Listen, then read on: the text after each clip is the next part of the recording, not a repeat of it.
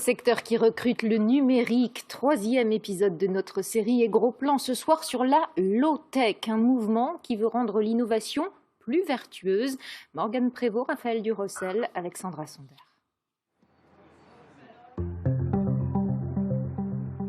À Ivry-sur-Seine, dans cette école d'ingénieurs, les étudiants sont formés au métier du numérique, mais un numérique qui se veut utile.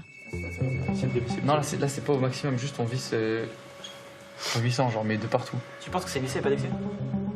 Depuis plusieurs semaines, ils ont un défi, redonner vie à cette imprimante 3D, oubliée dans un placard à cause d'une petite pièce défectueuse.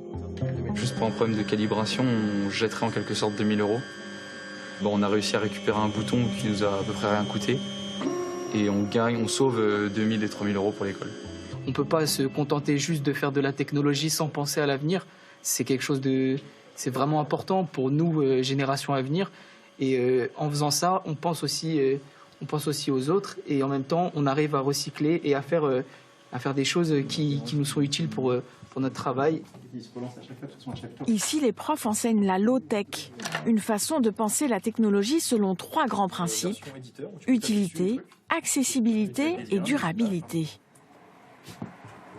On les éveille au fait que, en suivant des principes de low-tech, il faut faire attention en fait, à l'impact qu'a notre projet et que justement, eux, ils contribuent à ça, ils contribuent en fait, à rendre accessible du matériel à leurs camarades, aux autres, à aussi documenter leur travail pour que les d'autres personnes qui ont le même problème que l'école avait avec cette machine-là, que d'autres personnes chez elles qui ont peut-être les mêmes machines, puissent aussi refaire notre réparation.